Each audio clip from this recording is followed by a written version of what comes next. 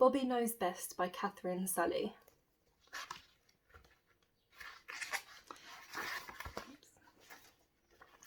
Bobby's friend Scoot came rushing to the burrow to find him.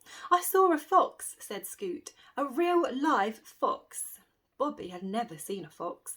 "Wow," said Bobby. "What was it like?"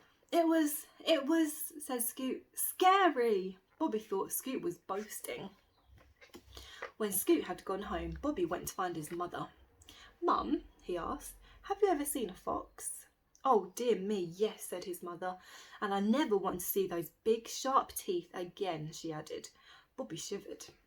"Stay away from foxes, Bobby," she sighed, "if you know what's good for you." Bobby went to find his dad. "Dad, have you ever seen a fox?" "Yes, son," said his father. "A fox's big ears can hear you before you can see him."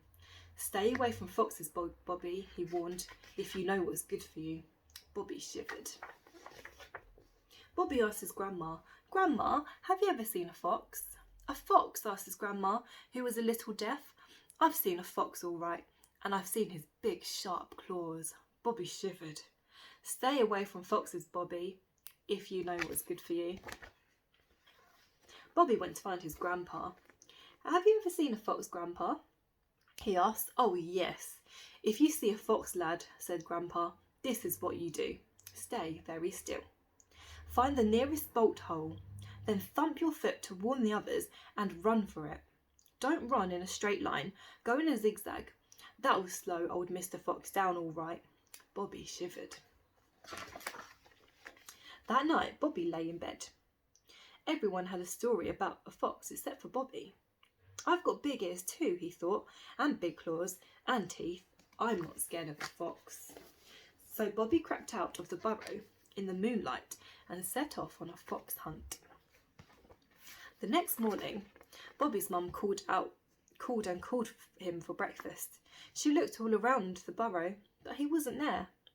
Word soon went around the warren. No one had seen Bobby. Finally, Scoot had a suggestion. "I've got a funny feeling," said Scoot quietly, "that he might have gone looking for a fox." A search party was organised. Scoot was right. Bobby sat in the corner of a meadow, his ears wiggling and his nose twitching, because in the other corner of the meadow there was a fox. Now Bobby could see for himself. The fox's ears were pointier than Bobby's. The fox's teeth were sharper than Bobby's. The fox's claws were longer than Bobby's. Now Bobby was scared. Mum had warned him to stay away from foxes, and so had Dad and Grandma. Why, oh why, did he think he knew best?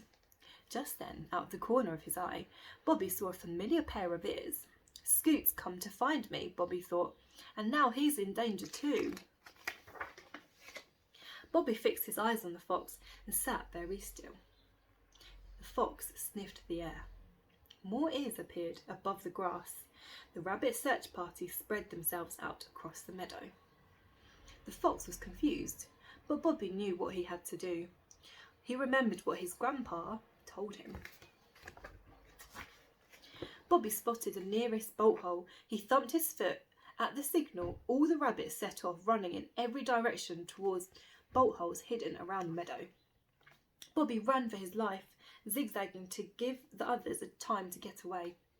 The fox chased his way but he wasn't quick enough. Bobby dashed down the nearest bolt hole.